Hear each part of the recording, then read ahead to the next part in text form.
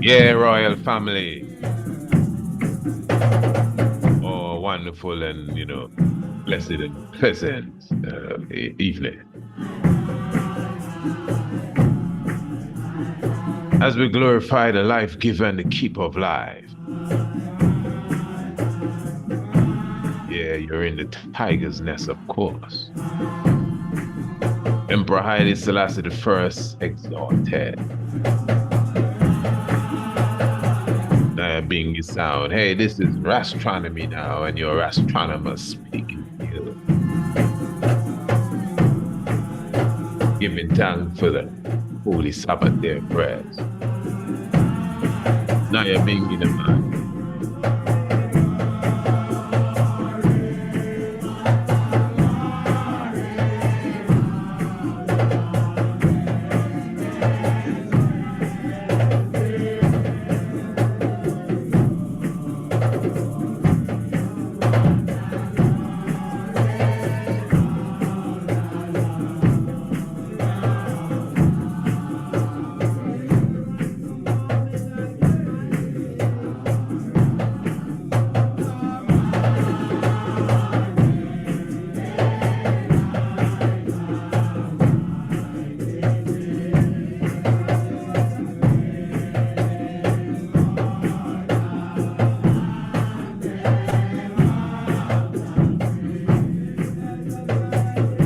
Yeah, give thanks, ring the bell of Zion. Royal family, give thanks for your presence with us once again. As of course, we glorify the life giver and the keeper of life. Giving thanks for the moment of rest, of the Sabbath moment, and of course, you're in the tiger's nest. Everything well in balance there. What we're going to do this evening, Royal family, you're just spending a moment with I. And of course, there's so much interest that has gone into the few programs that we would have done as it relates to the natal chart reading. So, of course, we said we would take the time this evening to sit with the faithful ones, those who have an interest in this knowledge and this craft. And what I would do this evening as the program flows is that I will take your dates, your birthday, your time, of course, month and year. Those of you who are watching, you could just easily put that in the chat. And depending on, how the evening goes and how the evening flows, I would, what would I say? I would, if we get, let's just say we have a saturation then of individuals, or if it reaches to that point, we may just start to go through and show individuals where the planets and where the sun and the moon would have been at the time that they were born, what people usually refer to as a birthday. So, of course, as I said, obviously a very mellow meditation here this evening, and we're very thankful for such, and just keeping it, in principle form, and keeping it in wisdom and in knowledge and in understanding. Let me just highlight something here. So before, again, those of you who are already on stream, I definitely have Brother Norman and his young son, San Kofa, to highlight. So don't worry, Brother Norman. I have you first and foremost, so you don't even have to worry. So if you're already there, you don't have to put nothing in the chat. But for those of you who would desire to at least know the position of the planets and the sun and the moon at birth, Again, you can put your information in the chat. Your name is already seen or whatever you go by. And we will do that this evening once we have the time. In a few moments, we would get to that. And of course, let me just highlight for you this Tuesday evening. We definitely intend to have a wonderful sit down with the Honorable Priest Kailash Leons. Of course, we are speaking of the Mount Kailash Rejuvenation Center and Institute itself, and we will be speaking all things health and wellness again with the Honorable Priest Kailash, and the focus will be on the man, the health of the man, and it will be prostate health. So I know individuals would definitely want to be a part of that. Whether you're a man or a man not, you would still want to get that information because we are all one. The man and the woman really makes the whole. So for the woman to have good knowledge of the health of the man and for the man to have good knowledge of the health of the woman, it is beautiful, you know. So this is Tuesday evening. Tuesday is the 9th of July, and it will be at 8 p.m. live and direct right here on the Priest Isaac YouTube channel from 8 p.m. until 9:30. And of course, you can submit your questions, you know, those of you who will not be live with us on the platform, you could submit your questions and depend, you know, we will choose those that we can choose, and you may just hear your question answered that evening. So you can submit your questions to Priest Isaac Institute at gmail.com, Priest Isaac Institute at gmail.com. And of course, our great physician himself will definitely accommodate you with the answer. That's interesting, the answer, you know. And of course, that's one of the more beautiful products that the Honorable Priest Kailash would have produced himself and his beautiful team. The answer, and obviously the prosperity will be highlighted on that evening. So be sure to, you know, be in tune this Tuesday evening for more information as it relates to that. Beautiful. And also must highlight to the family the upcoming edition for the 1st of August of our brand new magazine, fully loaded online magazine entitled Kidemi. So I just want to make sure that all my people, all the members of my tribe have already subscribed for the free magazine, online, fully digital. I mean, so obviously you could see there's so many reasons for you to email us. If you want to send in your questions for the Honorable Priest Kailash Leones, you email us. Even those of you who would want a free natal chart reading in our regular programs that we bring out, you could still email us, of course, the requisite information, especially if you don't get through this evening. And for you to get your free subscription for the free magazine. Everything is free, you know.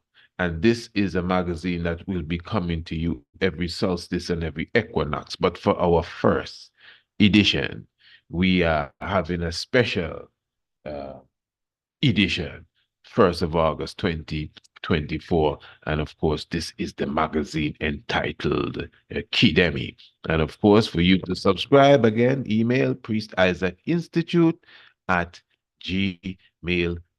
Now, what is the magazine all about? It's all about everything conscious, eh?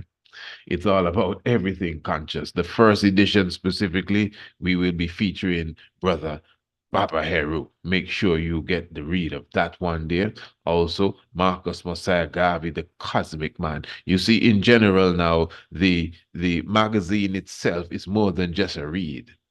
We're going to have videos in the sense of documentaries, everything conscious, because it's actually coming out of the halls of the Institute, the Priest Isaac's Institute of Holistic Knowledge. So obviously our teachings, our courses, our activities, even our concepts and our philosophies will be expressed in the magazine. So again, you will have the documentary of the issue. This issue, or first issue, will be a special issue where you will have three um, um, special documentaries highlighted, and also the interviews and the features, and of course the articles. What is outstanding now, you'll be able to read them, but in many cases you'll be able to listen to them like on an audio. So you could literally take the magazine with you, because many aspects of the magazine will literally be in audio, and not just plain audio, but audio that will inspire you. You see it. And then now some of the interviews would be literal sit down interviews. So you'll be able to read the interview and still watch the edited version of the interview. This is how serious this magazine is. And of course, you'll have the areas for the children, and all of our products and services will be colorfully expressed and advertised. So, and you yourself in future issues will have the opportunity to advertise with us as well. So we're just so thankful to the Most High for the whole initiative to put together Kidemi, brand new magazine, fully loaded, right here at the Priest Isaac's Institute of Holistic Knowledge. So, as I said, we have now Brother Norman and his young son, Prince Sankofa. And of course, what I'm going to do, I'm going to take a little time with the brother and his son. Not going to run through their thing. I'm just going to take a little time, but I'm going to for sure give you a good comprehension of what it is that we are doing here. So, as I said, now, those of you who are already in, all you have to do, if you want at least a quick, brief reading, because that's all we can do here. A quick, brief reading, at least an idea of where some key planets were at the day you were born. You could definitely put your date, of course, the month and the day and the year, and the time would be good in the chat. And of course, we would take it from there. So just give me a moment, Of course, we are right here in the Tiger's Nest. Just gonna make sure we can step up a next level and get a bit more mellow. Yeah, and we're going to the stars, man. You gotta be real high to get to the stars. What you say? Lightning and thunder. Yes, royal family, give thanks for your presence with us. Haile Selassie first, God, continually. The heavens declare the glory of the Most High. Firmament show it his handiwork. Aeon they utter it speech. Night unto night, night to night. Show it knowledge.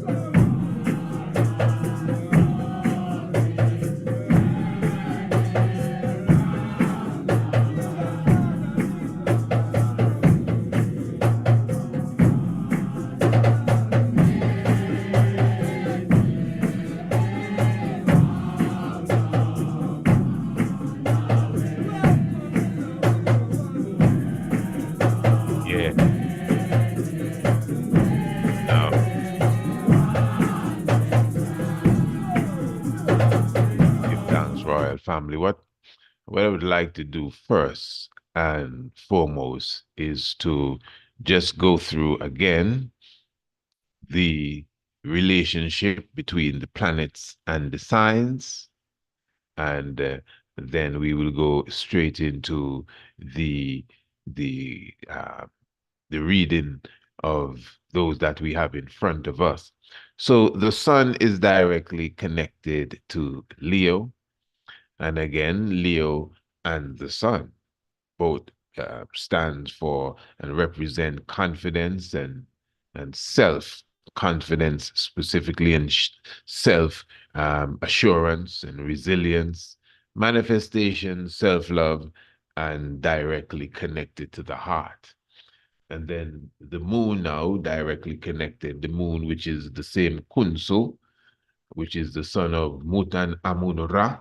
Because remember, when we do our natal chart reading, we actually connect all of these heavenly bodies to their Afrocentric understanding. So Cancer is Kepra, the risen one, and both of them, because they are twinned as such, deal with intuition as other planets and other constellation, and deal with mood and the emotional body, and ruled by the gut, the gut feeling and the pineal gland as well. And then, of course, you have the Tahuti, which is called the Mercury, and directly linked with the constellation of Shu and Tefnut, also called Gemini. So that link there now, both of them, and of course, yes, Virgo the Virgin, which is the mind, and communication, and deal with the nervous system and the respiratory system. And then Venus also is one with Taurus and Libra, harmony and beauty and love, and they deal with the reproductive system and the thyroid and the kidneys, and Mars and Aries and Scorpio. One again in energy and characteristic, and they deal with internal desires and action and power. That is why they're seen as warlike, and the muscular system comes into play for that, obviously, strong muscular system.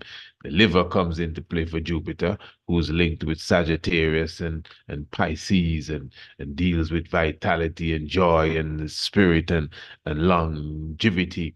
And of course, Aquarius is linked to Saturn as well. Aquarius is linked to Uranus, but Aquarius and Capricorn is directly, paired with Saturn as constellations and a planet, and all of them deal with discipline and foundation and structure, pardon me, in general.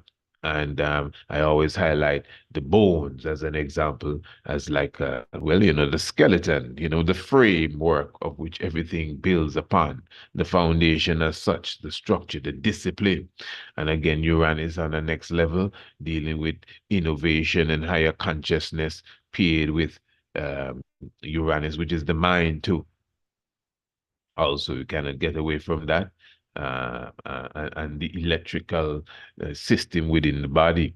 Pisces appears again and directly linked with Neptune. And remember, anything going back, Saturn and Uranus and Neptune and Pluto, just as far and as cold as they may appear to be, that's how it is in the psychic realms, the psychic energy, collective dreams, and these sort of things, and collective underground. So, as I said, Royal Family, I just decided to run through that again quickly. I don't think we want to take too much time tonight to try to prove to anyone what we're doing is something that makes sense. We already understand the heights of it. And I think we would have really taken the time to show those who are really interested and have an open mind, the reality of connecting and understanding, at least understanding, comprehending, overstanding, and understanding where the planets were when you came out of the womb. That's it. I mean, even if you don't agree, even if you do not agree with the astronomical interpretation, that's one thing. I mean, we could talk about that and debate about that forever, but you cannot deny the you comprehend the place where the planet was and where, when you came out of the womb. And then if you're going to argue about the shape of the planet Earth, as I said before, that doesn't have anything whatsoever even to do with this. Just assume that someone could, to use the term, convince me that the world was flat, then the planet Earth was flat. I'm just saying this. This is not for no argument, please. No one be offended. But even if you were to convince me, in fact, you shouldn't be offended at all. As I said, you're convincing me that the Earth was flat. Okay, all right. That still would not change all of what I'm telling you tonight or whenever. It still doesn't change what you see. You may say, well, brother, Mars is not, what I mean, this ball, this however far away. Okay, but it's still going through the constellation of Scorpio. And then it went into retrograde. That means it went back. Well, I don't know what retrograde means, but I don't believe Mars is any ball. Okay, fair enough. We're not arguing about the ball. We're not arguing about how far it really is and all of that stuff. And if they really sent the rover up there and all of that, no, that's not the conversation. The conversation is what we can see, what we apparently see. The same little light moving, unlike the other, what appears to be fixed lights. I mean, the point is, whether you agree with the philosophy that is coming with this, we all can see the same thing. You get it? And this may be a bit offensive, but those of us who think clearly understand, you know, that we're not looking at no ceiling with something just hanging there. No, no, it's a cosmos, a real cosmic vibration going on around us. If you want to say, if ecosystem, a real ecosystem. You see, like we have an ecosystem, a pool of water. For those of you who are on that level there, we teach this in the international homeschool. Even a little pool of water can be a whole ecosystem. So you're looking at a whole ecosystem when you're gazing in the heavens. I tell you, very good. So, Brother Norman, what have we here? You were born the 21st of October in the year 1990. And you were born at 3 p.m. You get it, family? That's all. That's all you need. You understand? And you can get a precise comprehension of when you were born. Now, of course, those of you who know the software we utilize, at least for these last presentations, previous presentations that we've been doing, Stellarium. And as I would have showed you, those of you who are a part of our ancient astronomy course, you would have a good idea of how to utilize Stellarium. So first of all, what we would do now, since we're here, we're going to you can easily just remove the planet as such, and you can just remove any aspect of the sun. So even if it was day, you could just press it and it just disappears and makes it night as such. Not night really, but darkness. Because those of you who would have traveled to space already, when you leave the Earth's atmosphere, um, you know, and you come out of that shield that holds the Earth, that protective shield. That's the armor that holds the Earth, the ceiling of the atmosphere, and you go beyond the exosphere. You'll be able to witness the same thing you're seeing from here, but it's just in a black, dark background. So in the way that you cannot see the stars in the day, it won't be that. You'll be able to look at the sun and everything is still black outside of the atmosphere. Believe it or not, it's the atmosphere, that changes everything. The atmosphere is the dome. There's really a dome, but it's the atmosphere. There was an experiment I did, which is something I still highlight. I must say, I must speak of this. When I was in a plane, and the plane was moving top speed. Of course, inside of the plane, you don't really feel that. And I was I did a video. It's right there on the YouTube channel. I had a pack of cashew nuts in my hand, and I threw it up in the air, and I caught it back. I mean, the plane was moving. I don't know how fast these, like, must be hundreds of miles an hour or whatever the plane moves, thousands, I don't know, but it's going a plane speed. And I have the cashews in my hand, and I threw it up in the air, and it landed back. And I was just using that as an example with the whole theory of the Earth apparently spinning and spinning dust fast, and nobody's flying off. And you don't have to hold on to the trees as if it's a hurricane and all of that. Because again, just like you are in like this capsule inside of the plane, you're literally inside of a dome as such then that ones speak of, but the dome is the atmosphere. So no one is flying off in the same way as when you threw up the cashew. You could have caught it without it flying to the back of the plane, because the plane is moving so fast in the air. It is. It is moving thus far, but you're definitely inside of a capsule. You and I did that video. It's right there on the channel that one could see. So again, I'm just highlighting now the date here that the good brother would have given to us.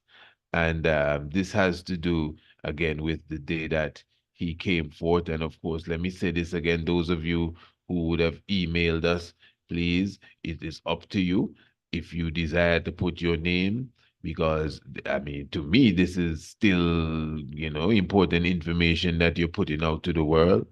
The day you were born, the time you were born, the month you were born, and all of that stuff. So if you want to give yourself whatever it is as an alias, I can totally understand that. You know who you are. So if you say your name is Star, and your name is not Star, and you hear your birthday and the time, I'm speaking about you, and you're the one that gave yourself the name Star.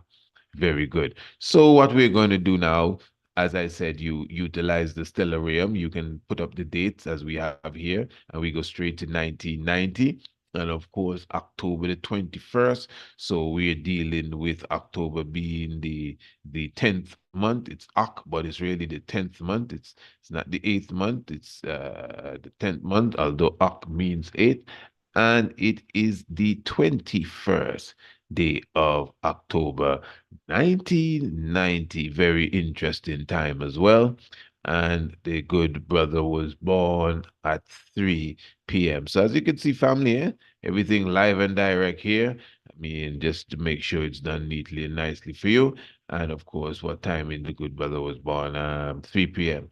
Good. So simple as that. So we're going to look at this now. First of all, I'm going to, as you could see, the lines. So the lines represent the constellations, and I'm going to put up the actual pictures just for those who may not know exactly what the constellations represent. And then you could go into the search button, just giving you a little tutorial too, and you could type in the sun, you press the sun, and it will take you straight to where the sun is. Good. Now, from first glance, very interesting situation here. A full Trinity lineup coming out of the womb of the Virgin. And it's very, very important to understand even that science, of course, between the star Heze and Spica, there's a line that connects them that is symbolic of the matrix of the Virgo. So when the sun passes that obviously imaginary line, but it's a line that will join the star system of Heze with Spica. I hope you comprehend what I'm saying. So when the moon comes out of that area, when any planet comes out of that area, that is considered the birth of the planet, the birth of the moon, the birth of the sun at that time. So what we have here, the sun is paired with the planets Mercury and Venus, which is very symbolic when you see the three together, very tightly knit together. Basically, almost a conjunction I see here with Venus, not Venus, but Mercury and the Sun. That's number one. And they're the three of them, they are in the constellation of Virgo, but what is outstanding is that they are coming out, the three of them, like a triplet bird, coming out of the constellation of Virgo. Let me just remind the family here, this is ancient astronomy. What you are listening to here is decades of intense study and a lot of meditation to understanding the fullness. So yes, we would have studied astronomy and we study astrology and we understand the mechanics of the astronomy and history coupled with that brings us to a high comprehension of ancient astronomy. And then with the deep knowledge of theology and philosophy, I mean, this is clear cut. So what you have is almost like the trinity of Elephantine with Kunu and Satis and Anuket, which is a male and two female, very deep understanding. Okay, so now again, when it comes to the ancient astronomical outlook, again, I just showed what the sun represents. We just showed what Venus represents, and then what Mercury represents. Remember, family, that the constellations and the planets represents your potential. The constellation represents your quality. What does that mean? Every planet, every individual holds on to every planet, but every individual doesn't hold on to every constellation. So whatever constellation, not just where the sun is, even if it's Uranus, even if it's Neptune, once you have a constellation that's engaged with a planet, just know that that constellation is a serious quality that you have. Now, everyone can tap into every quality because everyone is within every planet. But now, for example, you see that you have two planets here together with the sun in one constellation. So that means now even the quality of that constellation can be used to bring out the potential that is within each and every one of those planets. Very simple. I will explain now. So again, Virgo, remember that Virgo is literally represented by the mind, the nervous system, but Virgo stands for communication. I'm not just telling you what's happening here, I'm teaching you how to understand what's going on here. So, Virgo now, because Virgo and Mercury, and listen to this, the fact that Mercury is also in Virgo is very important. When a planet is within a constellation that it pairs with, that's almost double power. That's almost like you can't lose. So now communication and the mind is one of the outstanding characteristics of Virgo. So now within Virgo, so again, you have the sun, which is Leo, which is manifestation, which is self-love, which is resilience. So we begin with the sun. So once you utilize your skill in communication, and listen again, communication can come in different forms. Like me speaking to you now, I am communicating with you. Now you may consider, depending on how I sound, that I may be a good communicator. You're talking of oratory skills. That is communication. You are clear in your speech. People comprehend what you're talking about. Yes, that's communication. And then there's another level of communication, which you usually bring up, for example, in a relationship. I mean, the person could be the best speaker in the world, but he may not know how to communicate with his children. He may not know how to communicate with his wife. He may not know how to communicate with his friends. That's just another level of communication. You're giving the best speech, but when you come off of the stage, not even your fans can talk to you. So you are a good communicator as a speaker, expression, but then to express it in another level. No, not, So again, communication is very rounded. So once you can work on your communication skills, which that is a quality there naturally, whether you know it or not, according to the birth chart. Then now the potential that lies in the sun, which is self-confidence, which is manifestation, which is also self-love. And then the next planet there, which is the Mercury, and then Venus. What is Venus? Venus stands for harmony, Venus stands for love, and Venus stands for beauty. All of that. Do you know a lot of people use their communication skill as their job, as their career? And because they can communicate well, they thrive in their career. So obviously they develop harmony and they develop beauty. A lot of people use their communication skills to gain support, to gain following. So they create love. All of these things are a part of what Venus potentially has. So this is how it works. Ain't no spookism. But once you can tap into the ancient philosophy, let me say this again. Mars is the god of war. In Greek philosophy, you have not a planet, you have a fable character named Mars, who they consider the war god. Mercury is the god of speed. But I'm trying to show the family that the Greek people learned this from the ancient Egyptians. They didn't call Mercury Mercury. They said that is Tahuti. That is the planet that deals with wisdom and is very fast. It goes around the sun once every 88 days. So the philosophers of Greek took these ancient concepts and, like they do everything else, create their own philosophy, their own theology, their own religion. So now you have the Greek Mercury, you have the Greek Mars and the Roman Aries or Aries, which both of them are gods of war. That's why they named the planets Jupiter and Saturn. And the characteristics that the planet they give to the planets, or the characteristics that they learned about the planets, they give it to their gods.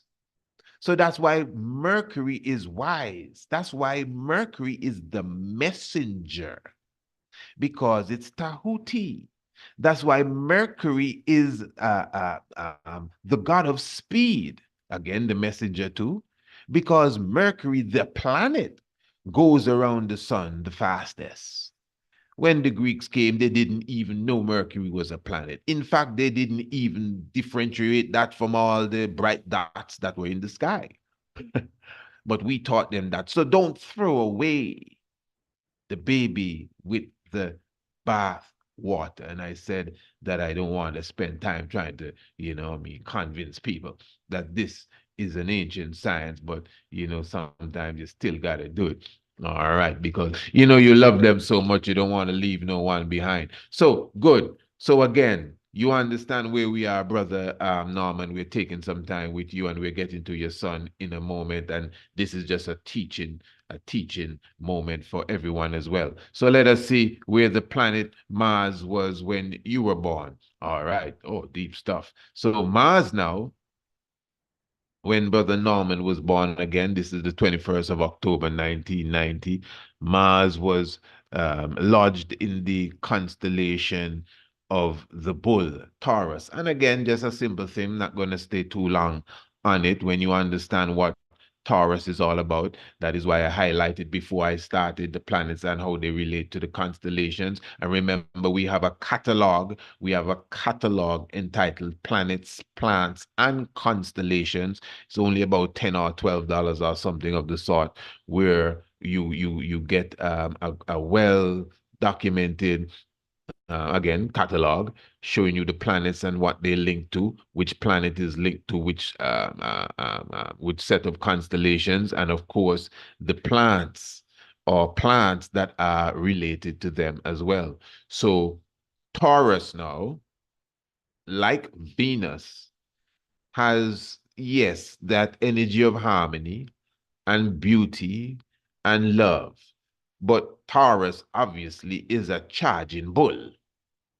And Venus, although feminine, we all know that Venus is seen by the Olmec people as a planet that is very significant in war. So again, anything that has to do with Taurus.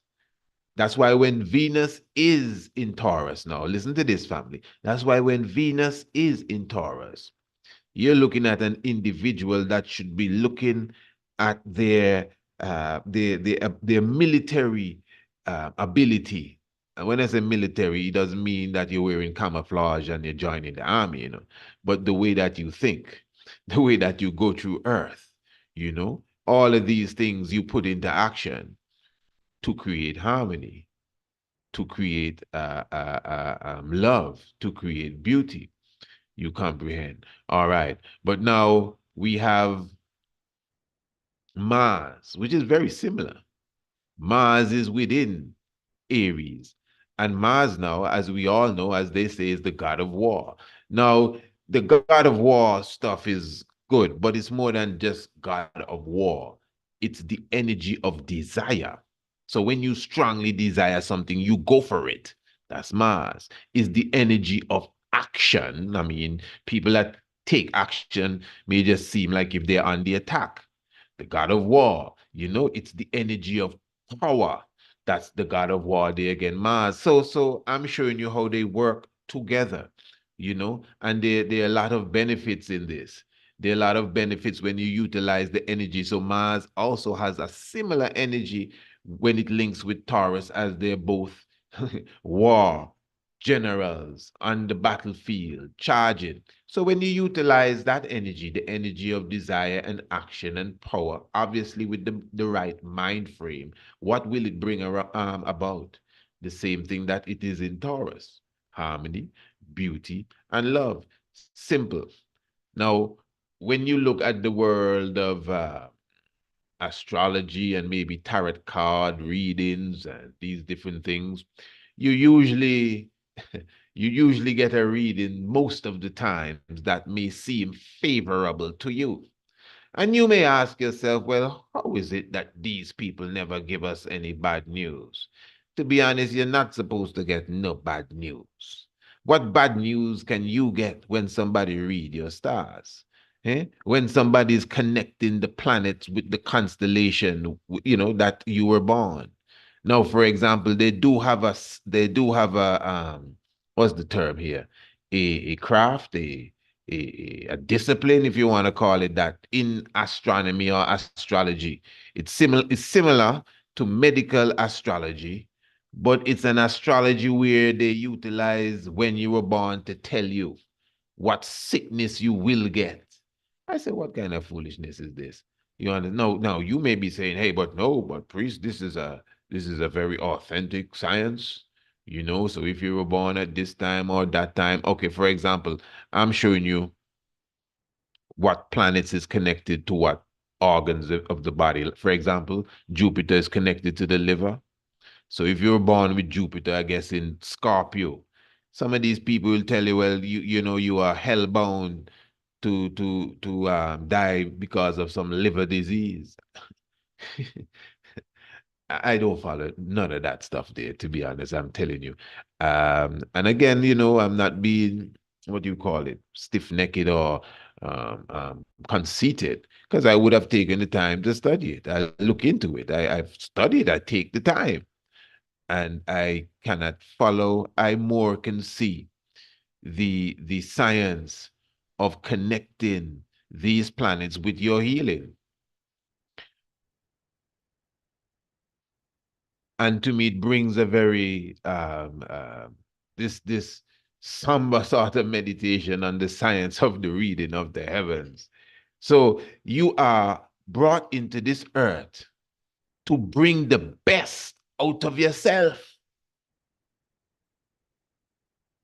So even remember, I'm into it, eh? So looking at my own birth chart, I can look and see, well, yeah, that is I. And I'm not speaking of astrology. Okay, what I'm going to do, I'm just going to run through the rest of these quickly, my good brother, so I can get to your son and, of course, anyone else that may desire to get a quick rundown on exactly when they were born. So after Mars, we have Jupiter. Let me just see where Jupiter is. And Jupiter was in Kepra. Jupiter was in what they refer to as Cancer. The previous program, I used Jupiter and Leo to give you a deep understanding of how you determine, which constellation your planet really is in, because it's deep. Remember, Cancer, like every constellation, I'm going to repeat this again. In fact, let me put in the coordinate line so you can follow this discussion. Cancer, like every other zodiac constellation, rules over a 30-degree slot in the zodiac belt. Cancer or Kepra, the risen bug as such, the scarab, like every zodiac constellation controls a 30-degree slot. This is very important because the 30 degree times the 12 is 360. And depending on where the sun is or the planet or the moon, that determines what energy it is feeding off of. Now, from the moment it leaves the 15-degree spot, okay, let me use this as an example. This center here, right here, this area here, as I showed you in the previous program, I don't want to stay too long in it, is really the whole field of Kepler or Cancer. And like every other constellation, this is how they determine, what sign you are in your zodiac. If you're a Capricorn or if you're a Libra, it has to do with where the sun is when you were born. So if you were Leo, it doesn't necessarily mean that the sun was in Leo. It means that the sun was halfway through the constellation region of Cancer and on its way to Leo. And Leo should come to an end when the sun is actually halfway through Leo. And then Virgo will begin when the sun passes the halfway mark in Leo on its way to Virgo. That is how you really determine what zodiac sign you are. You see, so I know even after what I say, people scratching their head like, "Wow, this is some deep stuff." But it's best you just tell us what star and what constellation, and it's all right. We don't need all of that. Yeah, I understand, but you see, this is why because this is a real science. This is ancient astronomy. This is what Imhotep used to build the step pyramid. This is what Khufu used to build his. All of what you hear us speak about is what brought forth the theology that you even see written in the Bible. Not by just looking at the stars, but by understanding the mechanics of the heavens. So even as complex as it may sound, all it means is that we should be on the ancient astronomy course. That's what it means. You see, a lot of us, we love simple knowledge. We don't want to go too deep. When it's going too deep, we start to criticize because we are afraid that we're going to drown.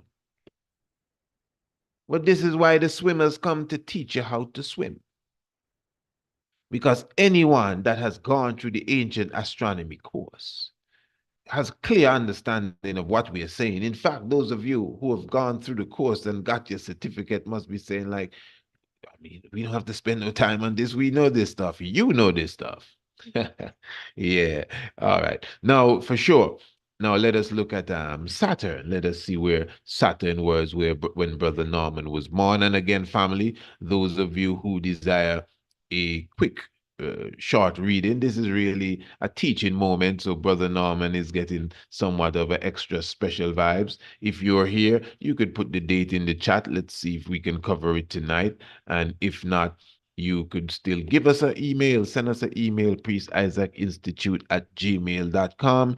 The date, the month, and of course the year and the exact time will definitely assist us in that one as well. Okay, so we have Saturn that was in Sagittarius, Brother Norman. Saturn was in Sagittarius, and then the next constellation would be not Neptune, but Neptune was in Sagittarius too. The next constellation is really Uranus, but Neptune was in Sagittarius as well. Okay. That's interesting. So that's very interesting, Saturn and Neptune together in Sagittarius. And Sagittarius is a powerhouse, you see, because ancient astronomy now looks at these constellations on another level, outside of just what the characteristics mean and all of that, because they portray a theological timeline. So there's a lot more to be defined when it comes to the relationship of constellations to planets. I'm telling you. All right, let us look at Uranus. Uranus now shouldn't be that far away. All three of them were in the constellation of Sagittarius: Saturn, Uranus, and Neptune. Now remember, Sagittarius, many of these constellations, many of the heavenly bodies represents the King of Kings, even in different parts or sections of, his career amongst us. But Sagittarius, for those who may not know, is the man with the bow and arrow, and he has a crown, the southern crown. Even as the scripture speaks of the man that has the bow, and a crown was given unto him, the first horseman who came out on the white horse.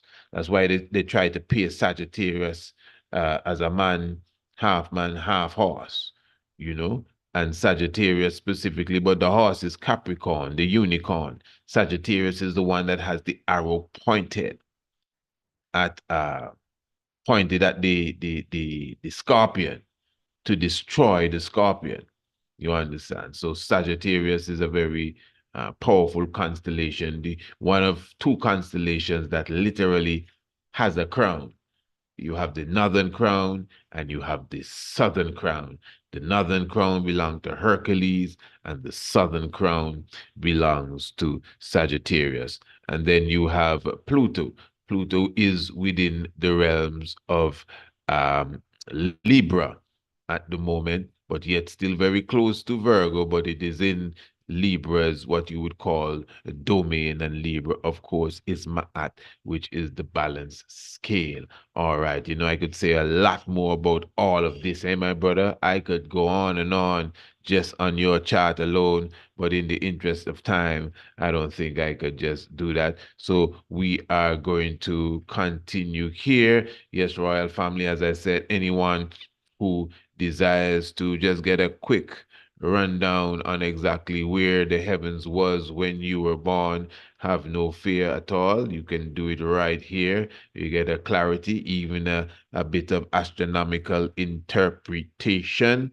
And as I said, we would have disciplined ourselves for the astronomical interpretation. So we're not just here smacking our gum and just chatting something. This is something we took time to study and understand. And like almost everything else your good brother speaks about, obviously there's a bit of what would I call it? A bit of uniqueness when it comes to me.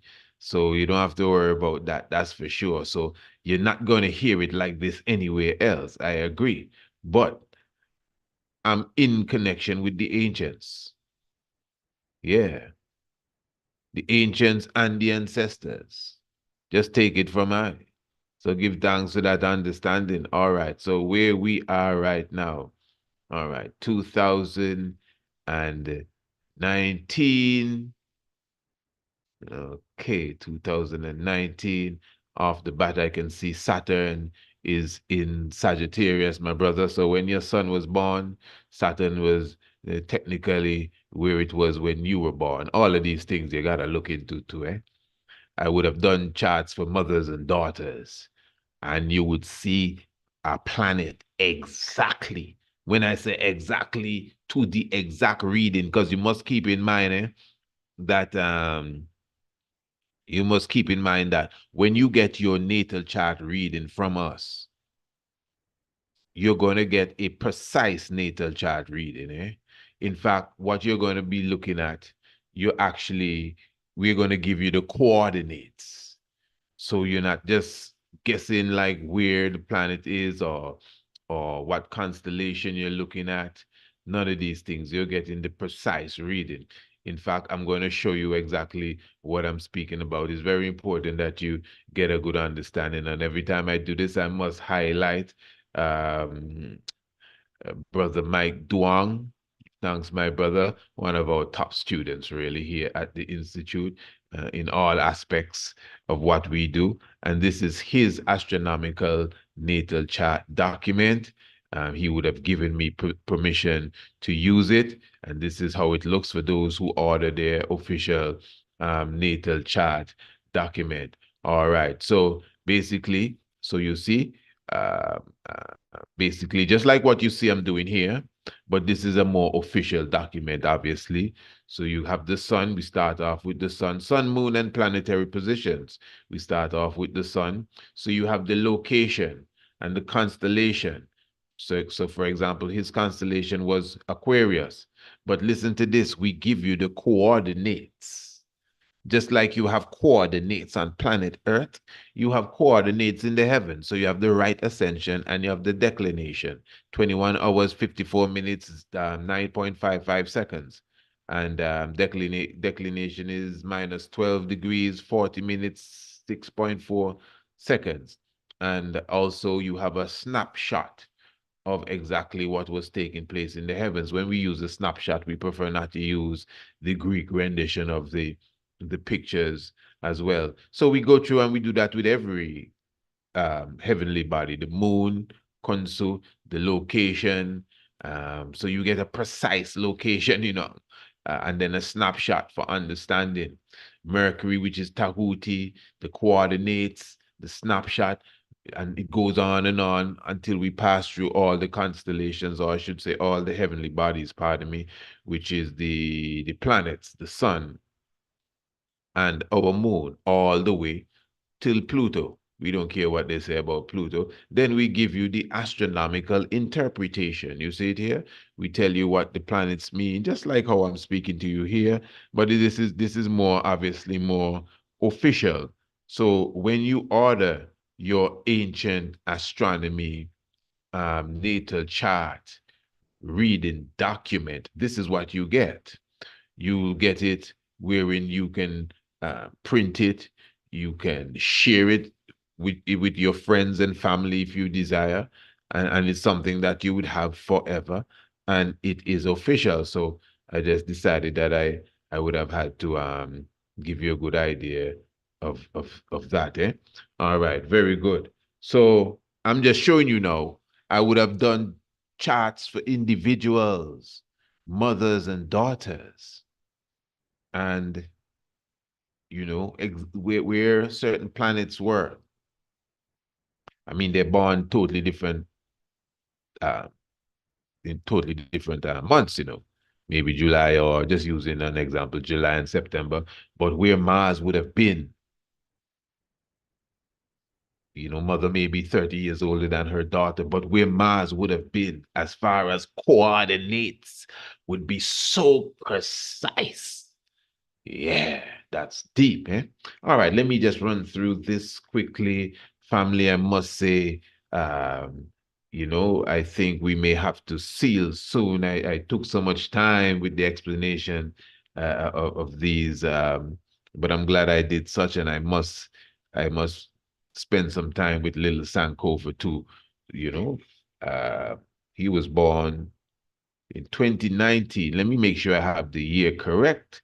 The 6th June, and the fifth day. All right, good. So here we go. So that means his Earth day would have been not too long ago. So let's just begin with the sun. Although we already highlighted the planet Saturn, but we are going to the sun now. All right. So during this time of the year, we have the sun. The sun is actually in the same spot where Mars was when you were born, Brother Norman. So you see the science? So the sun now is in Taurus, and the sun is where Mars was. Now, I didn't observe the exact coordinates, but it appears very close to me. Interesting, eh?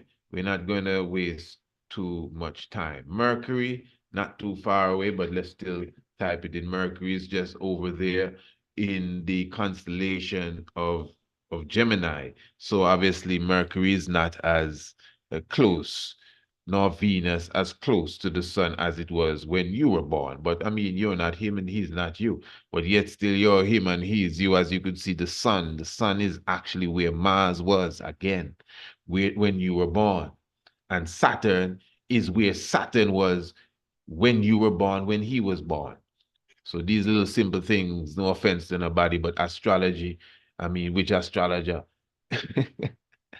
telling you anything close to that and then giving you the meaning of it. As I said, but I'm not going to go too deep. If I start to explain, obviously we're going to take much time just to go into the depths, but obviously there's deep depths there. There's deep depths there.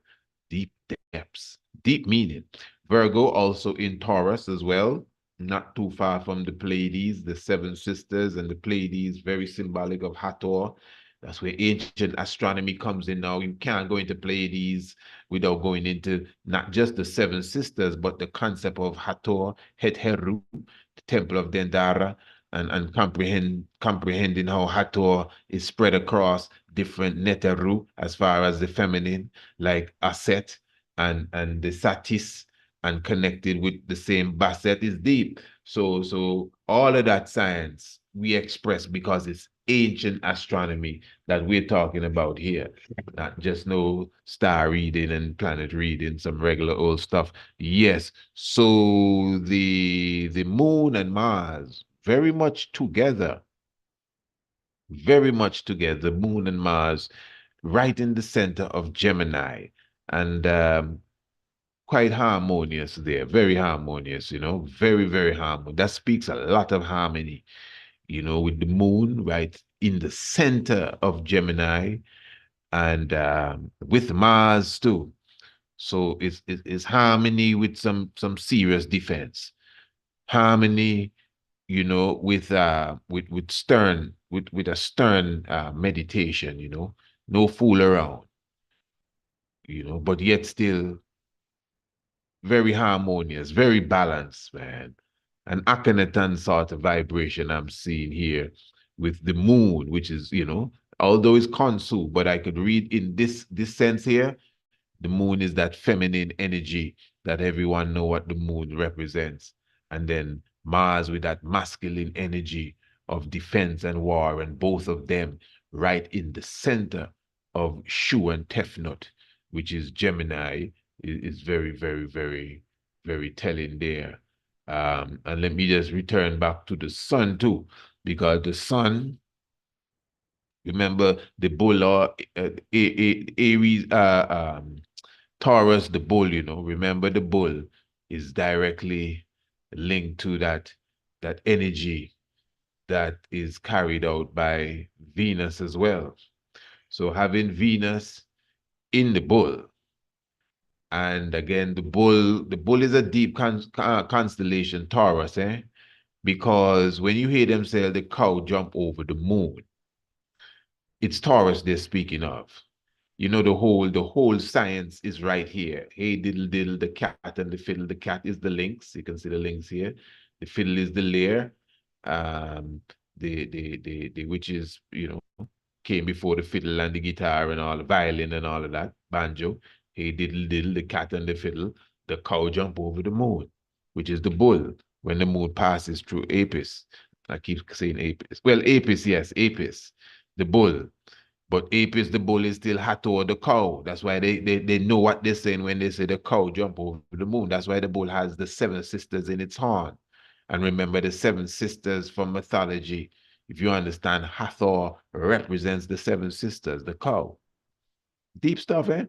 So the Venus, according to what we're seeing here, is in the bull, just close to the seven sisters, eh?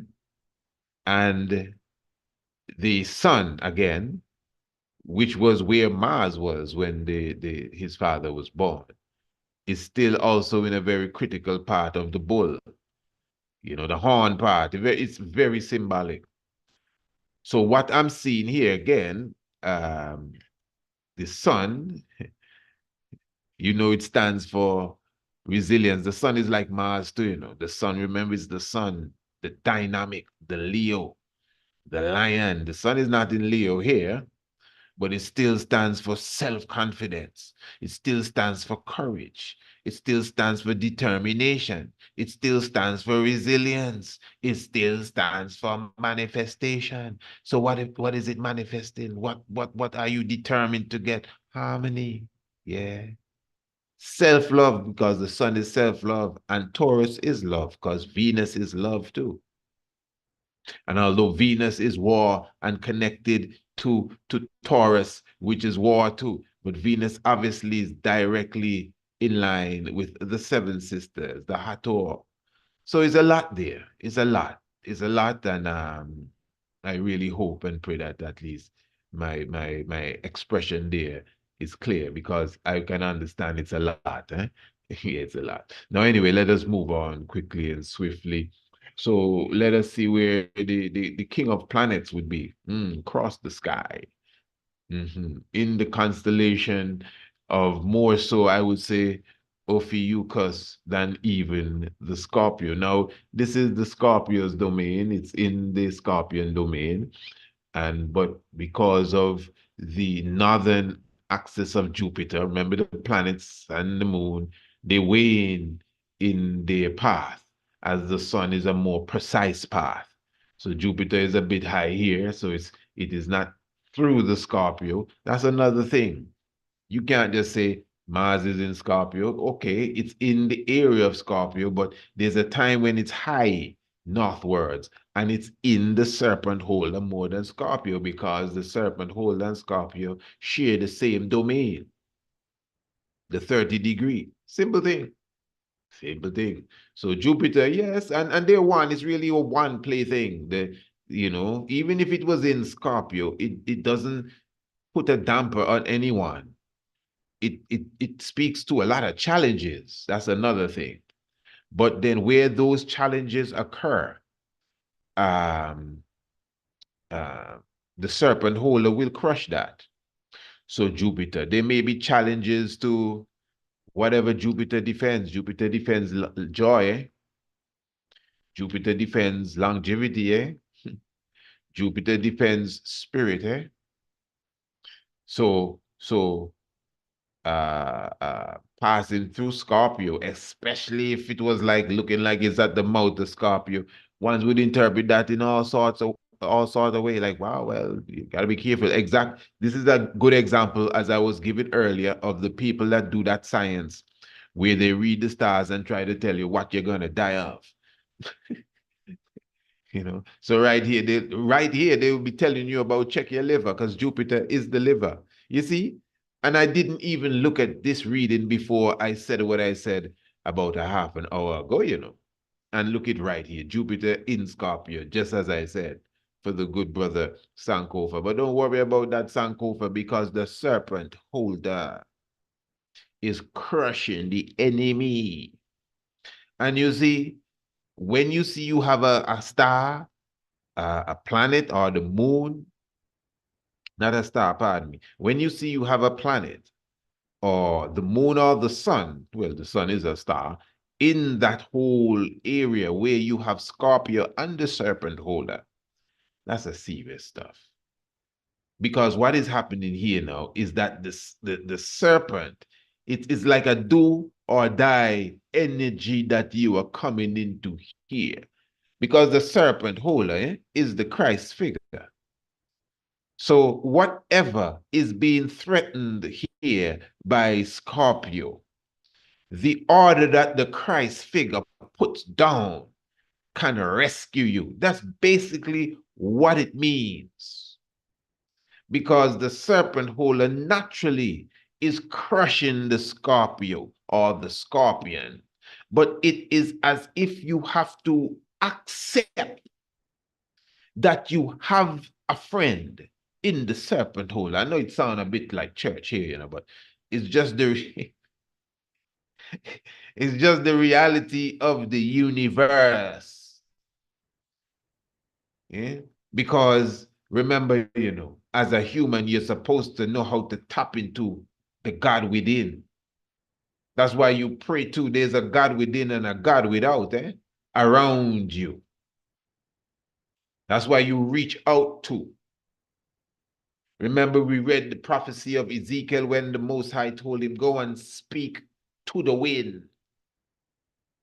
So when the Scorpio, which represents what? The dragon, is attacking you, just know, even in the attack, you have a defense standing on the Scorpio or the scorpion, but you just need to recognize it. So don't make the scorpion destroy your joy, which is Jupiter. Don't make the scorpion destroy your vitality, which is Jupiter. Scorpion, you cannot destroy my longevity, which is Jupiter. Neither my liver. Who are the longest liver? The longest liver win. Why? How come the Scorpio have all that power there? Because crushing him is the serpent holder. Yeah, the Sabbath. Yeah, the diet and the liberty and yeah, Rastafari. So, deep understanding. Saturn, you see, Saturn is another powerhouse. Again, when you start to go into the realms, as I said, Saturn, right where the brother was, his father's Saturn was basically. And what is important here now is that Saturn going into Neptune and Uranus, more so from Neptune, from Uranus, pardon me. But Saturn still, cannabis is directly connected to Saturn. So you could see what sort of realms Saturn is in. When you speak about harvesting, so when you sow your seeds with Saturn, when you harvest the ganja with Saturn, when you use it with Saturn, yeah, the potency is stronger with Saturn. But you'd have to know how to use it, whether it's when Saturn is rising or Saturn at the midday, or the setting Saturn, but it's usually rising or midday, different energy to get the full potency of the Saturn with the cannabis. Very deep stuff. This is a real science, family. Don't run from it. This is not spookism. It's not stargazing. It's none of them things. It's reality. The heavens declare the glory of the Most High. Now, Uranus specifically is in an interesting part of the heavens. Uranus is in Aries, but yet still very close to Pisces. But Uranus is in Aries, and that's really where Uranus is at this time, as it's going through Aries on its way to Taurus. You got to keep in mind that Uranus moves a bit slower. As such, it takes 80, as Mercury, as I said, took 88 days. Uranus takes 84 years to go around the sun.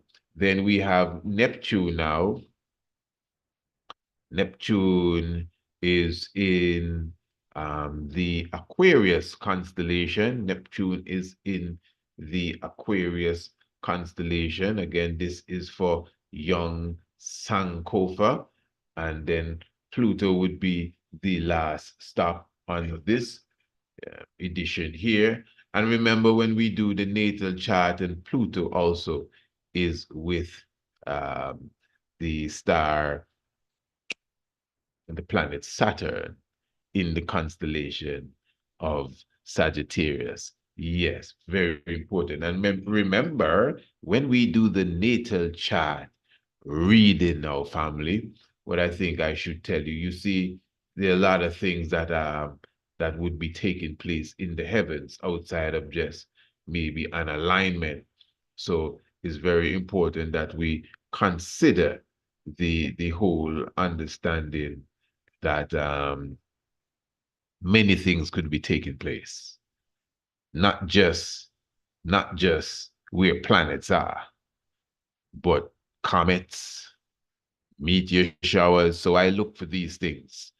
Uh, Eclipses, all of these things would stand out even at such a time. All right. Now, what we're going to do before we even see, let me just run through the chat here and see who we have. I'm going to read a few that are in the chat. And believe me, if I don't get to all of them this evening, I will take my time and go through the chat again. And I will actually do an upcoming program and those who are left over. And of course, as I said, right.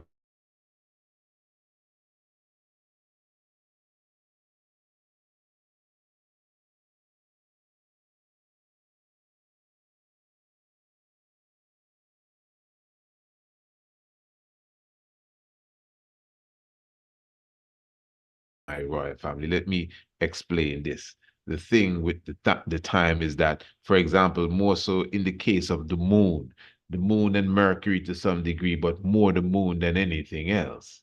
The moon is the fastest or the swiftest of all the heavenly bodies, as they're called, that really goes through the constellations. So the moon can be in one constellation at midnight tonight and be in another constellation by 11:59, 23 minutes and 23 hours, pardon me, and 59 minutes after. You understand what I'm saying? So this is very, very important. I'm just trying to highlight that to you so you at least will let me see, at least you would get to go with that. So I'm looking at something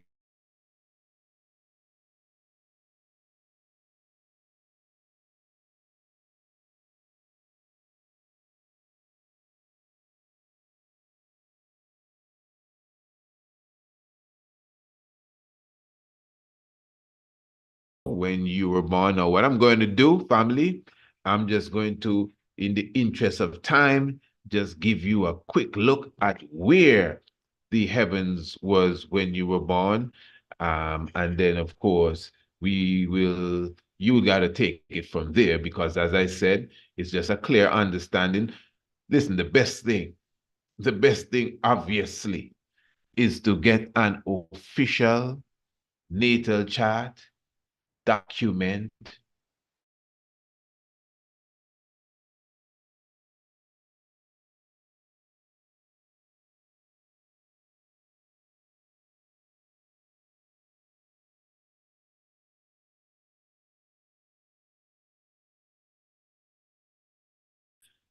LC and Don Yaya, I didn't see any time frame as well, so I'm just going to work with what I have here.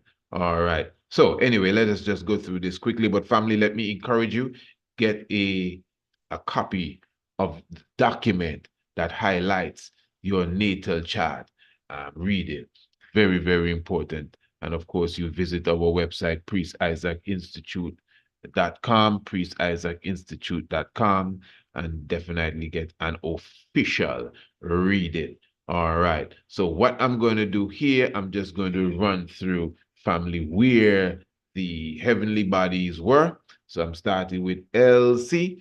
She is the second, no, she's the 13th of February, 1960. I didn't receive a time. So the sun, Sister LC, was in Aquarius when you were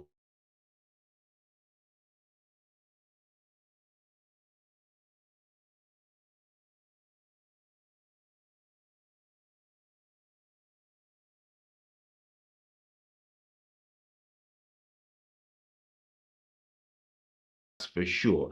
It was literally coming out of the zone of Capricorn, going into the zone of Aquarius. Now, this is very deep because if you're going to look at it on a zodiac sense, a horoscope perspective, you should be of the sign of Aquarius. You should be of the sign of Aquarius. Now, I'm not going to argue which sign you are of, but I'm telling you on that level because, as I was saying earlier, you already passed the halfway section of Capricorn. You are literally coming out of the Capricorn zone, which in zodiacal science, you are of Aquarius. Now, I don't know how the astrology aligns you. At the moment, I'm not even thinking of that, but you are obviously in the whole realms of the constellation of Aquarius already. So you can balance between those two because again, this is a science that is real. So obviously you are feeding off of both energy, especially at this time when you have a sun and a planet in between constellations. That's a different energy. You don't have to pick one and neglect the other. I don't know who invent that science there. Well, maybe I do. It's just like where we are now. Right now is a special time. We are feeding off of the Aquarius age energy, not the zodiacal time frame now. I'm talking about the age we're living in, 2160 years.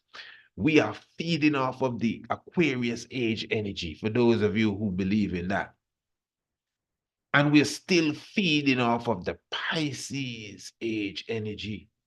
That's deep when you comprehend it. All right, good. So let us look at Mercury. Mercury now, usually very close to the sun. Mercury specifically as well in Aquarius, for sure. Definitely fully Aquarius, that's Mercury. And not even to the 15-degree point of Aquarius as well. Then now, after Mercury, of course, we have the star, the planet of Venus. Venus, almost as far away from the sun as it can get. It is in the constellation of Sagittarius. And from a quick look, it has some interesting company. Ooh, when the war planets team up with serious stuff and they're in a war god, a defender. That is serious stuff. I'm talking about Venus and Mars. And remember, they're not just about war. Mars, more so than Venus, is about action and power and desire.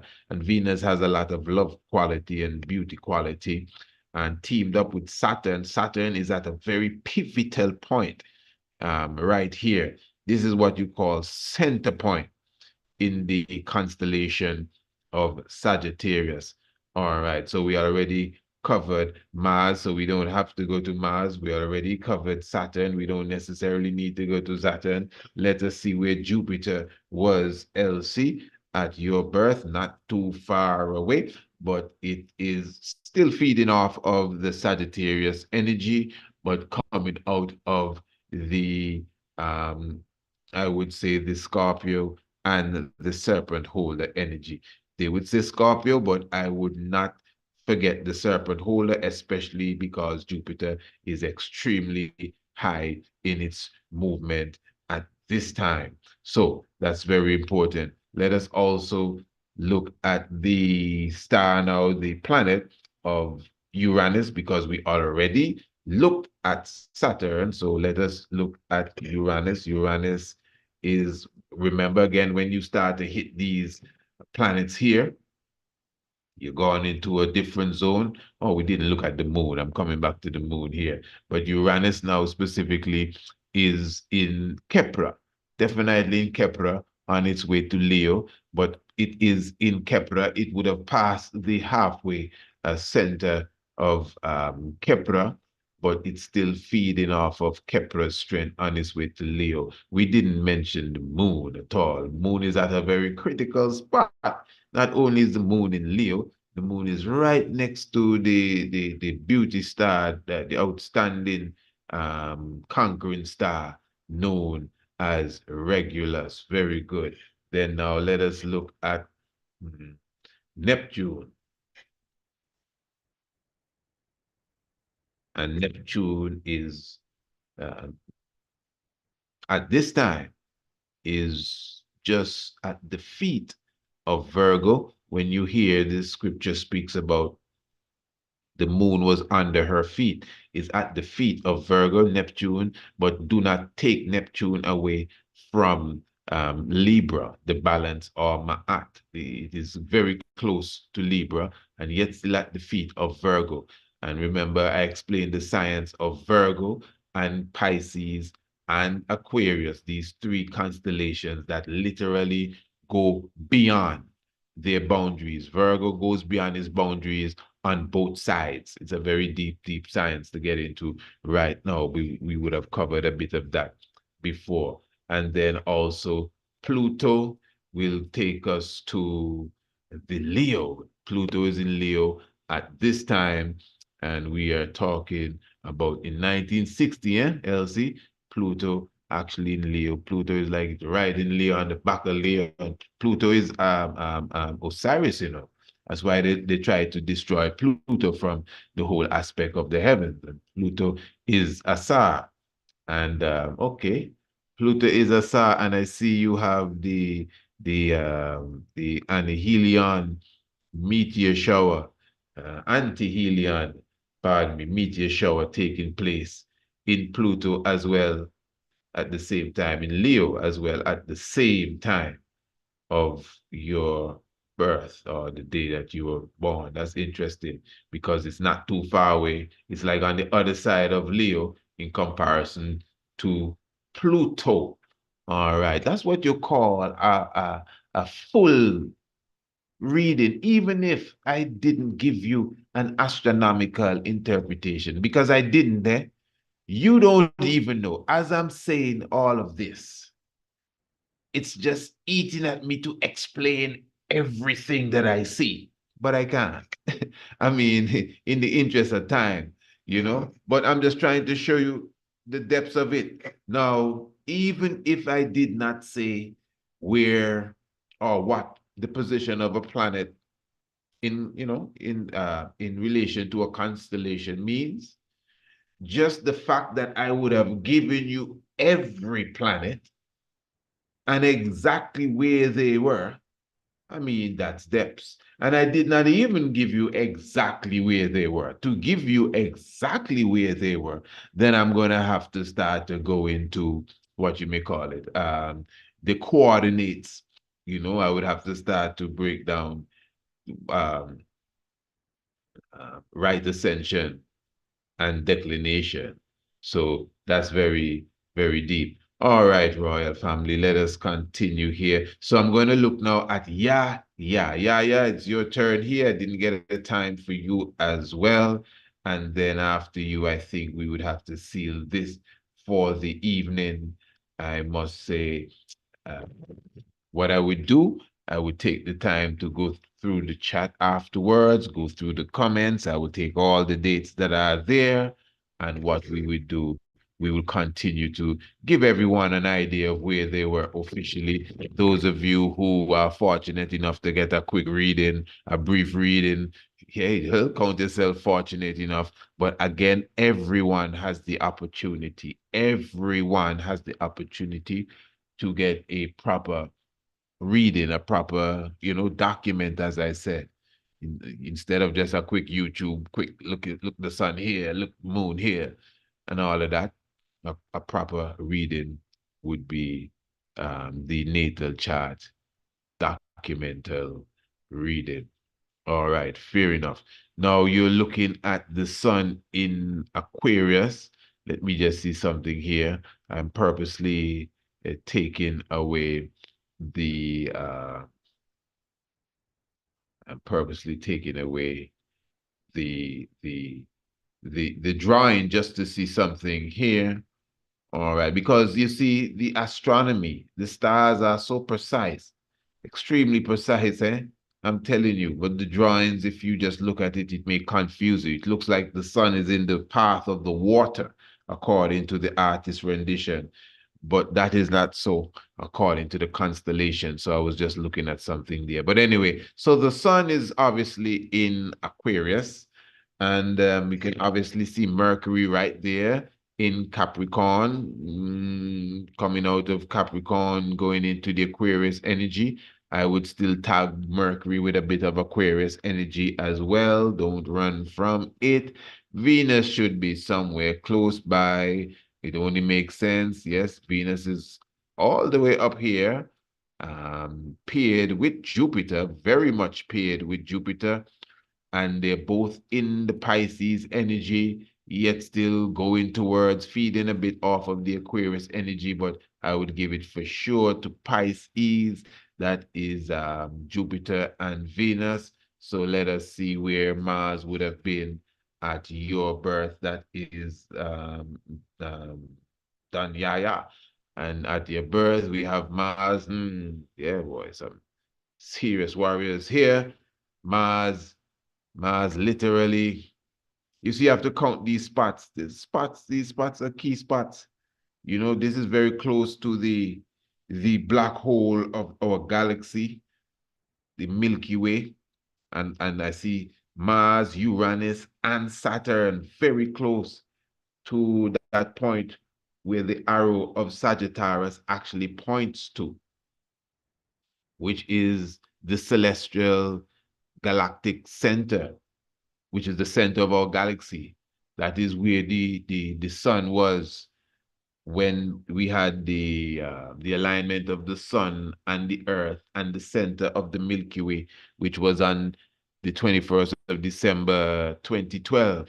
That's how we know is the 21st is the solstice specifically. So Mars now and Saturn and Uranus at this time. Let me see the year you come out, King, 88. Yes, interesting. And I'm looking at the year more so in the interest of Uranus, because Uranus would be here for the whole year. Uranus is moving very slowly.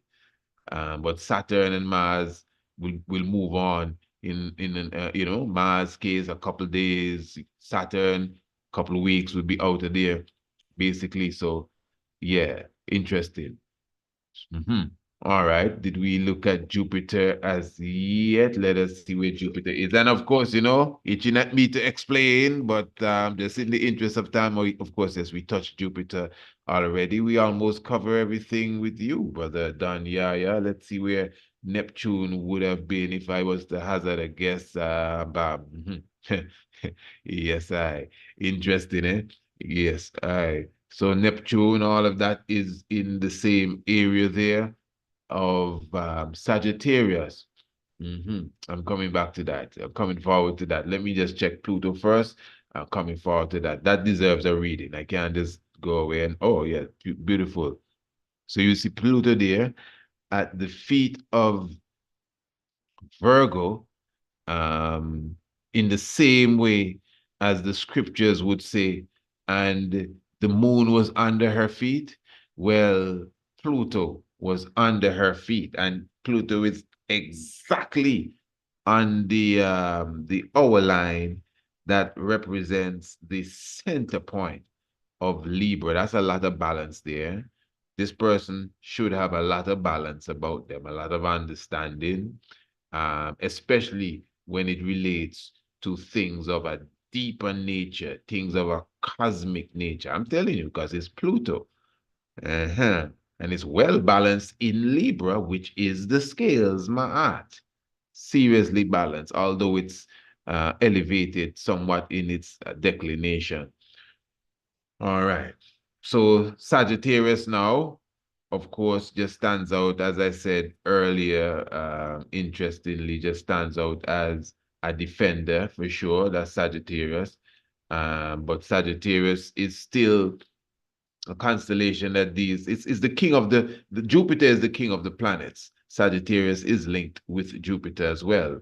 As a king, it has the southern crown, and it deals with the spirit, deals with longevity, just like Jupiter, deals with joy and deals with vitality. That's why when Jupiter, the king of the planet, meets Sagittarius, it's like the king of kings there for you, if you want to put it that way. So as a defender, yet still within its realms, it has the cosmic planets for sure. Before the cosmic planets, the defender, like it, of Mars. And then Mars itself, remember, is a lot of action and a lot of desire and a lot of confidence. That's why it's seen as warlike. And that energy still coupled with the Jupiter energy. You see, it's what Jupiter within, not Jupiter, but Sagittarius, which is one with Jupiter. What it produces is what you want, self-love. Sagittarius can produce a lot of self-love. Sagittarius can produce a lot of joy. You know, Sagittarius can produce a lot of vitality. Let me show you something. Now, there's not a planet here, for example. Mercury is not in Sagittarius. Remember, Mercury deals with a lot of communication. So now to produce the love, the self-love and the joy and manifestation, communication may not necessarily be what you need. I'm just showing the people an example. It doesn't mean you rule out communication, you know. Communication is key for everything. But it's not a communication as such constellation, and none of the communication as such planets are here. I'm just trying to show you something. What you have here are planets that deal with deeper thinking, the cosmic world, Uranus and Neptune, you know, primordial thinking, um, um, um, vivid dreams, innovation, ancestral communication. That's what you have in Uranus and Neptune, you know, these are the planets. And of course, even Saturn carries a lot of that. But Saturn is linked between the cosmic of the heavens and the reality of the earth. That's why Saturn has a lot to do with discipline and foundation and structure and planning and administration. All of that is Saturn. So you notice all of these planets, the determination planet, the desire planet, which is Mars, and the planet that has to do with order, like a general and structure and planning and an agenda, plus the two planets that deal with deeper thinking and the cosmos and interpretation of dreams and all of that stuff. They're all collected around the Milky Way center, which is the black hole, which is deep unto itself. I gotta maybe burn a pipe and look at that one. And they are still within the realms of Sagittarius, which now represents longevity, joy, and happiness, self-love. All of that is in Jupiter. So you utilize all of these different faculties that you have, and you can bring to manifestation all that is within these heavenly bodies. In fact, you can utilize one planet to strengthen another planet, you know, because, for example, you may say a planet has a lot to do with the outer planets. What did I just mention? For example, Uranus is higher consciousness. And what I'm showing to you is something that I know for myself. Uranus is higher consciousness. Now, before I held on to Rastafari, I mean, I could have always seen the mystic in things. Yeah. That higher consciousness was always there for me. That psychic energy then that Neptune stands for, I already had that long time. But when I held on to Rastafari, let me put it this way. When I held on to the serpent holder now, and I held on to Sagittarius, and I started to do what I was told, which is just natural. You return to nature. You start to ground your feet more to the earth. You must be connected to the cosmos more. You stop eating blood and flesh and start to eat crispy, clear, green, fresh stuff. You cleanse yourself. You start to deep breathe. You grow your locks. I mean, all of these things added together. the colors you put on, the colors you put off, you know, the things you watch and the things you don't watch, and the thoughts you keep. So what I find now is that the psychic energy, the higher consciousness would increase. You see what I'm saying? So all of these things, maybe you may have the quality. That's why I said in a previous program, the constellations represents your quality, and the planets represents your potential. But within even your quality, there's room for a lot of potential. There's a lot of potential then. And even within your potentials, there's still a lot of quality already. So they work with each other. So it's a deep science, but it's a real science.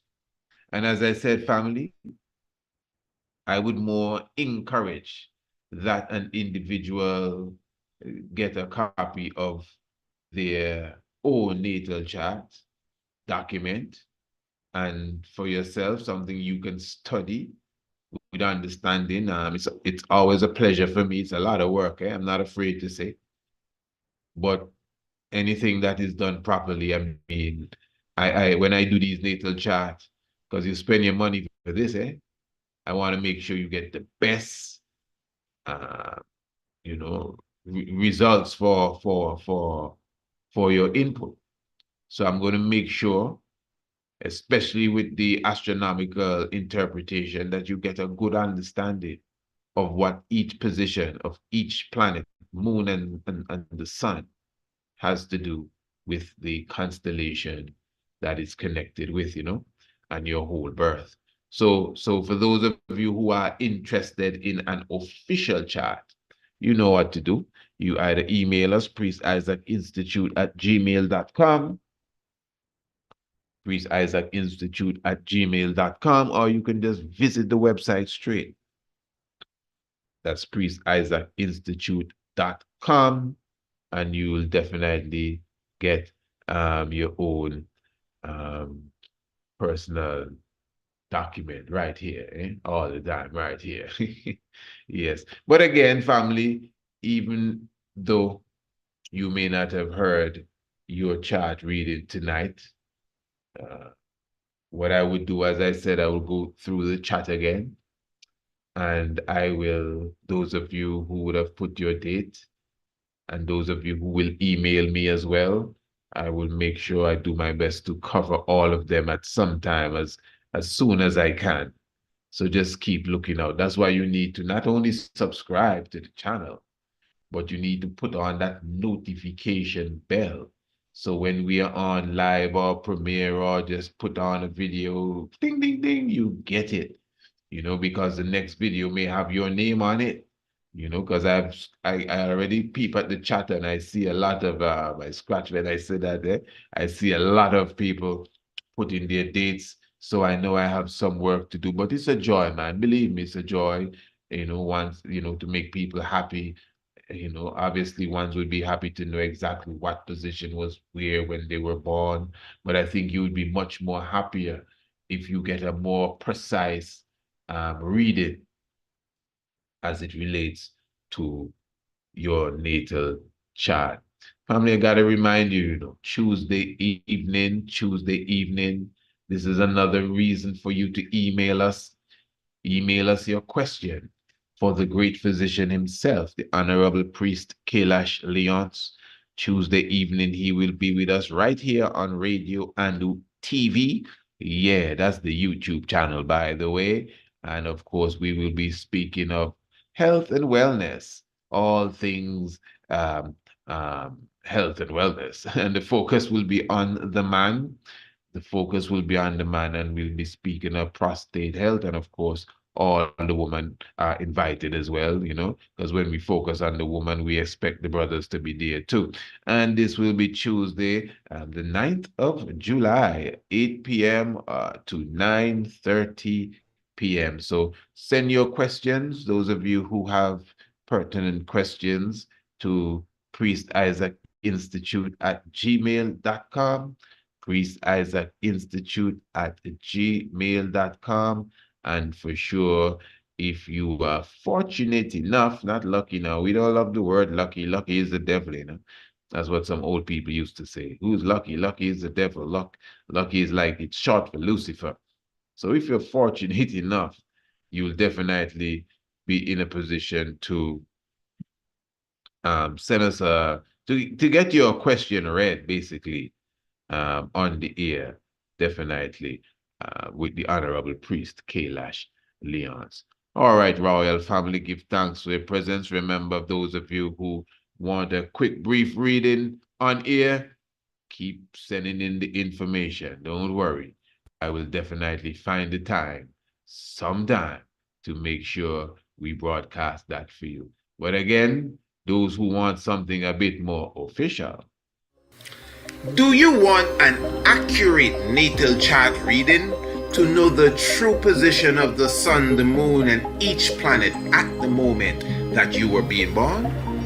We at the Priest Isaac's Institute of Holistic Knowledge will create a precise natal chart for you and your loved ones, coupled with snapshot pictures of each planet, the sun, the moon, plus the constellations related to them.